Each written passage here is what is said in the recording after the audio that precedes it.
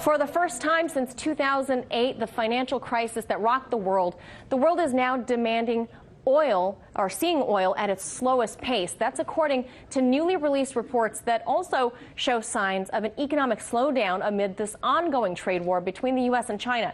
RT correspondent Saya Tavenger is joining us live from the newsroom with more to this story. Saya? Yes, worries about the health of the economy and increasingly uncertain trade relations between the U.S. and China have put mounting pressure on global oil demand for 2019. And in a closely watched monthly oil report, the International Energy Agency, or IEA, has downgraded its forecast for global oil demand growth for the third time in 4 months, lowering it to 1.1 million barrels a day from the expected 1.2 million barrels a day previous months. Now, this is due to a growing evidence of an economic slowdown, with many large economies reporting a very weak GDP growth for the first half of this year. In fact, the demand for the January to May period is showing at its weakest since the financial crisis of 2008. You see, while geopolitical tension remain high in the Middle East between Western and Iranian naval forces, the IEA's main focus on this report was the economy.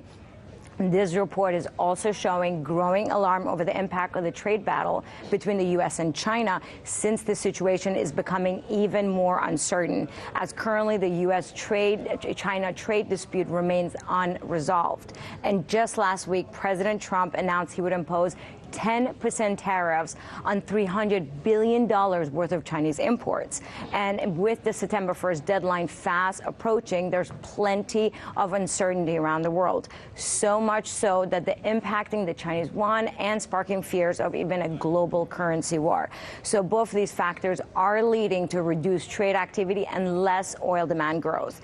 And while the IEA's report showed economic concerns were overshadowing geopolitics, the oil market is continuing to watch closely the tension between the U.S. and Iran in the Persian Gulf.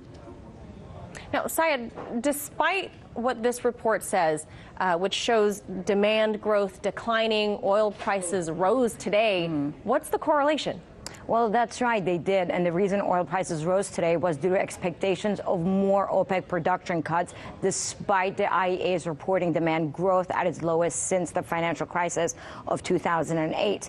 And although economic recession risk and further escalation of the U.S.-China trade war are key concerns in the near term, the long-term concerns are just how long OPEC Plus members are willing to continue to manage production. And in July, OPEC members plus Russia agreed to extend their supply cuts until March 2020 to boost oil prices, which shifted the oil market.